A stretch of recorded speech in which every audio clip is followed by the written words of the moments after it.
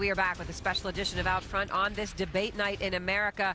So what's really going to happen tonight from the presidential candidates? Well, you're going to find out right now. Perhaps the best debate that you will see of the entire evening. We have Rudy Giuliani here, of course, who has been an advisor working for Donald Trump here, and Mark Cuban, supporter for Hillary Clinton. Two very outspoken men, former mayor.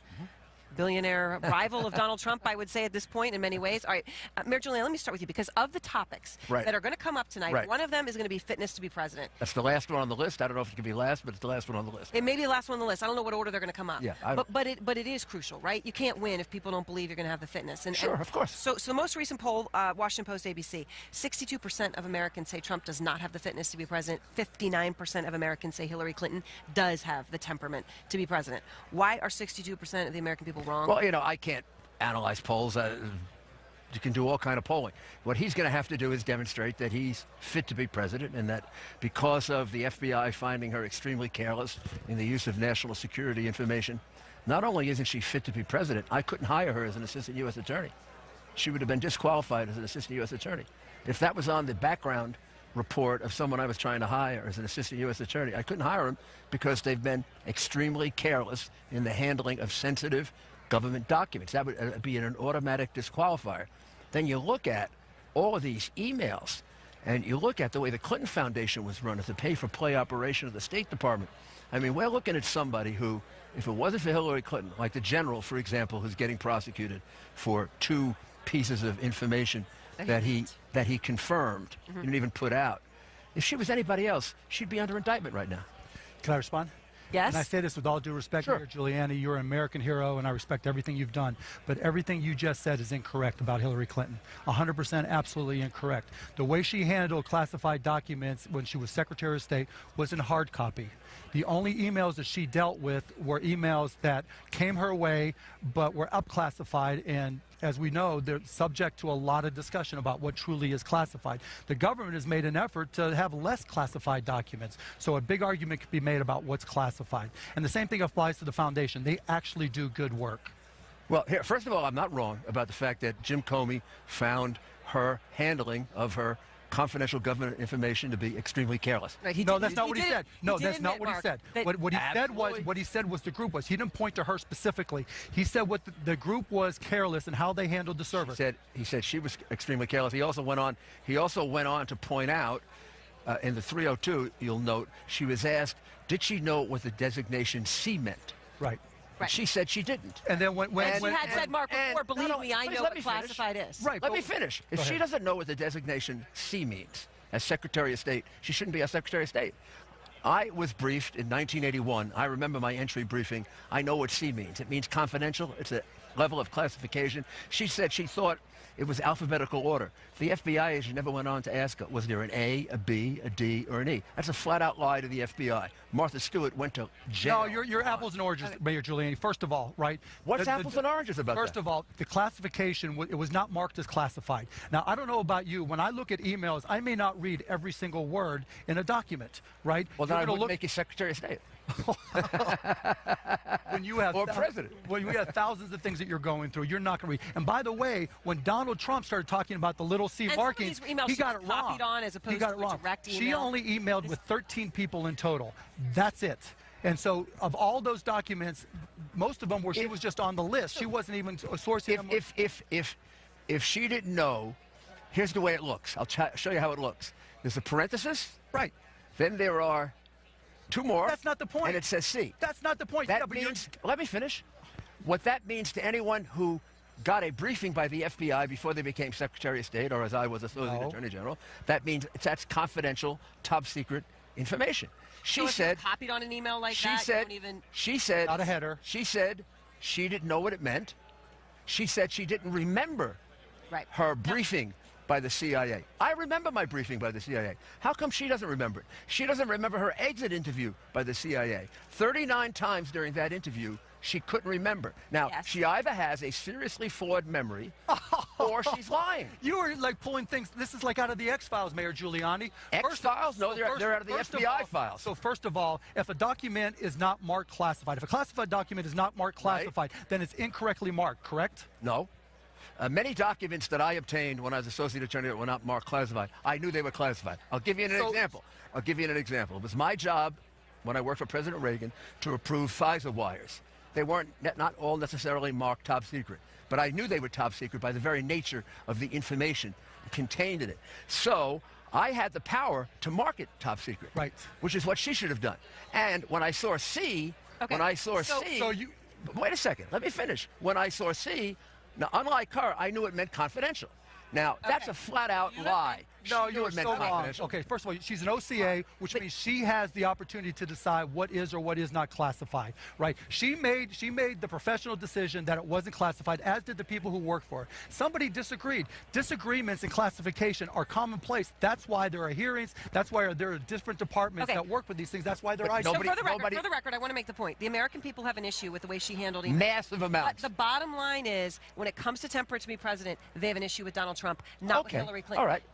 Well, then he's also got to make the point. You know him. Why do you think he has the temperament? She got a subpoena from Congress, and she destroyed 33,000 Okay, emails. but answer my question. That's a lot. Answer my question. Couple of them. You know him now. Why do you think he has the temperament? I think Donald Trump has the temperament to be president. After we've heard this tape about grabbing women's genitals and all these things. Because I think he's a person who has had a great deal of success in business. I think he has the ability to get things done, and I think he has the ability to change Washington. Hillary Clinton is the poster child for basically getting rid of the situation in Washington, the rigged system in Washington. She's a poster child for term limits. She's been there forever, and she's gotten nothing done. When she was the senator from New York... Okay, hold on. Let me give you a chance to respond, Mark. She promised upstate New York 220,000 jobs. They lost 300,000. So let's talk about his great success in business. Name any of his products that are still successful. He cheated 6,000 people from Trump University, hardworking men and women. He took more than 6,000 people. He took tens of thousands of dollars from me. That's success in business. Trump games, Trump cards, Trump steaks, Trump clothes, when somebody has to give their name and sell their name that often, that tells me they're desperate. He has not had a long track record in business. I give him credit, he's done okay in real estate, but everything else he's been a major failure at. And now he's crushing his brands. The operations, the success of his hotels and his club is declining rapidly as we speak, and it makes no sense what he's doing, because everything he says hurts his brand even more. Well, the fact is, I was just at his hotel. It was fabulous. I was just at Doral. Doral is terrific. In Florida. His two golf courses in Scotland are two of the best golf courses in the world. He's had great success in business, and he has, as everyone... Why all the failures? Everyone's had failures. Yeah, but not that many. I had failures in elections. Not that many. Everybody has failures in business, and these. He's been sued 3,500 times. I've been sued less than 10. These school situations. Well, when I was mayor, I was sued 92,000 times. Well, a little bit different. Obviously, that's a different position. But in business, it reflects how we treat people doing bold things sometimes fail. Trump steaks is bold. Trump playing cards is bold. Trump card games is whatever. Right. He has made a great success. He's got a great empire now, and he represents change for Washington as opposed to 30 years of the same thing. $950 million we are going to take a break. In 1995. We are going to take a break, and then we're going to come back and talk much more about what 53% of this population needs to hear tonight. We'll be right back.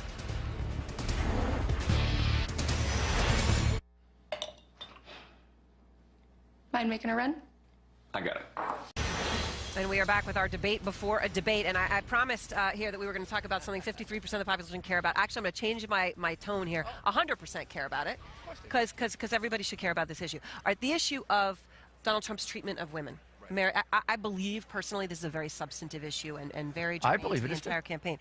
So when he has responded to the multiple women that have come forward, some of the things he's said in recent days, that they are horrible, horrible liars, they are reprehensible people, and of one of the women, believe me, she would not be my first choice. Are those the words that he should be using to talk about these women who are accusing him? Let's put it in context. He apologized for the terrible language that he used. You know, he admitted it was terrible language. He shouldn't have used it on that tape with Billy Bush, what was that, 10 years ago, 12 years ago. And then these women come forward all of a sudden, kind of orchestrated, all at the same time, using kind of a script, all the same thing, groping. And he believes and knows it's untrue. He is being false. So let me ask you that, and then I want Mark to back in here. He is justifiably... everything that goes wrong... He is justifiably upset about the allegations against him. Plus, very little attention has been given to the witnesses that have come out that corroborate the fact that this may not be true, including the English gentleman who observed something totally different. Okay, gentleman may not be the right word. Another one. Well, I don't know, whatever he is. But let me just say here, because I think this is important. Nobody's perfect. I know a woman. My witnesses used to be terrible sometimes. Mayor Giuliani, I know a woman that this happened to, with Donald Trump. All right, I know her story to be true. So again, I just ask you this: are you positive that he never did anything? Because the reason these women all I can tell you is I have known him for 28. Anderson Cooper asked the question, and he said that man just lied. So now I have known him for 28 years. I've never seen him do anything remotely close to that. I know men who are touchy, feely.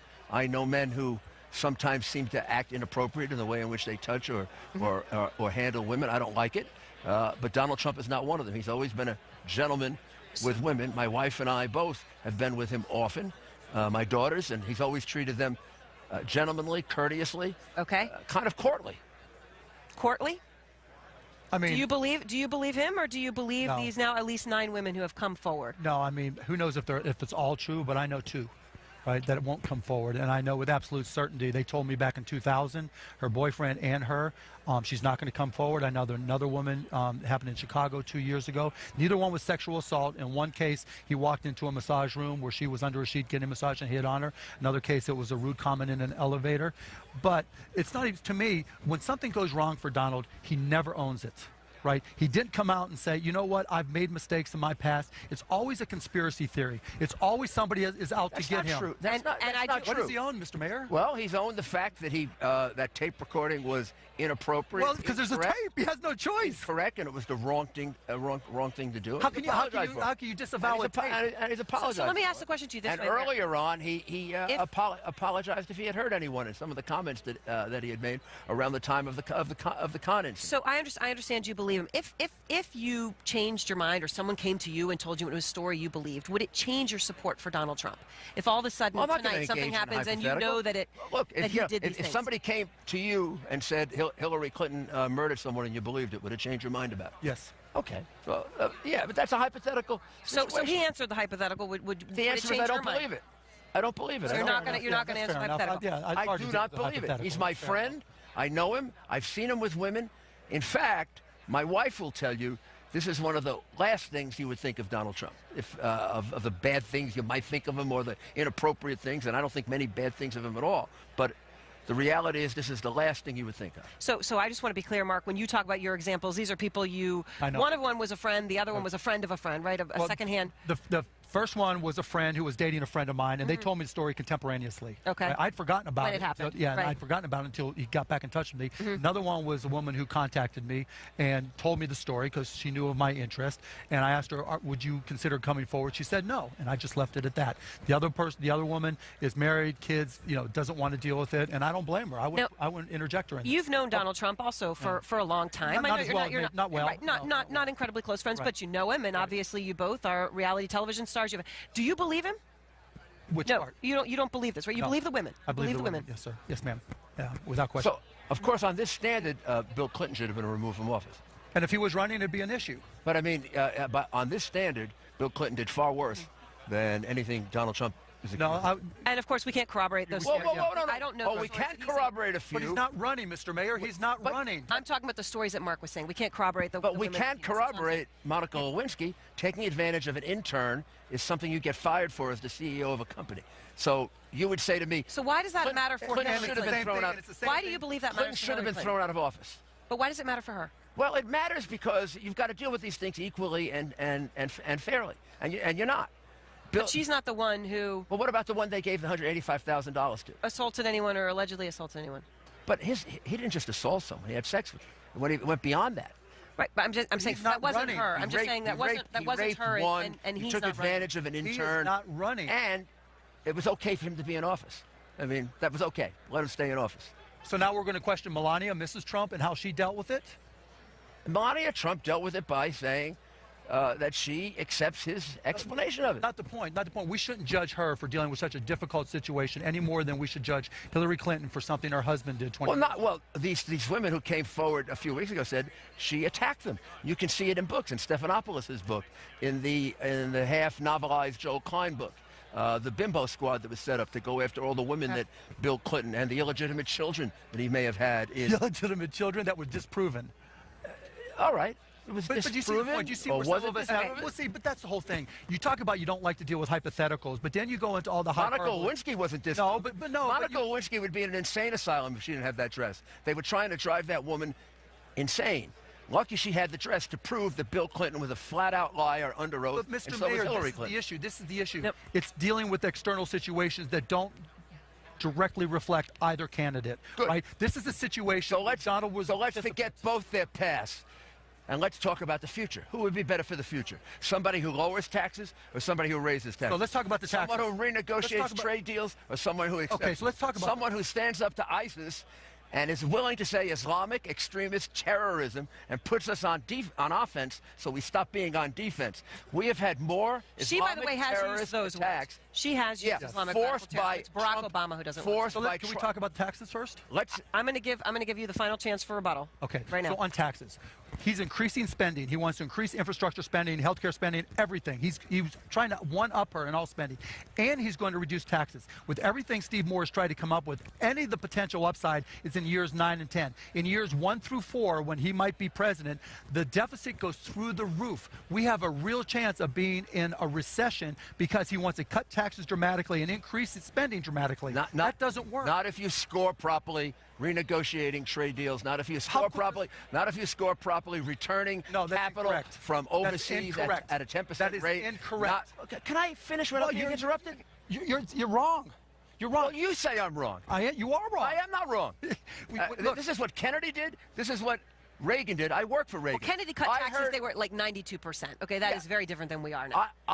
I was with Ronald Reagan when he cut taxes, and I saw our economy boom for 10 years. So he's going beyond cutting taxes. He's also bringing businesses back by reducing the corporate rate from 35 to 15%, which you have to admit drives a lot of companies out of the United States. He's having a 10% repatriation rate. That will bring an enormous amount of money back in. That's something Kennedy and Reagan did not do, and he's going to renegotiate NAFTA. First of all, the people who have money to repatriate can borrow against that money, so that's not an issue, right? Moving companies overseas is a small issue, but it isn't. It isn't a small issue if you lost your job. Okay. Well, that's not going to change jobs because you're not bringing back 1992 So I will simply factories. promise. I will have a different job for him. If I lost my job because Pfizer moved its factory to Ireland because they only have a 12%. They move their home base there. 12% rate in Ireland, 35% rate in the United States. Which, by the way, Ireland's getting whacked for. Obligation. They're getting happened crushed to for Apple. that. Absolutely right, they are. All right, thank you both. This will be continued tonight at 9 o'clock. Like to have you both back. Thank you. I hope they shake hands. They shook hands. And now let's go to you, Wolf. All right, Aaron, thanks.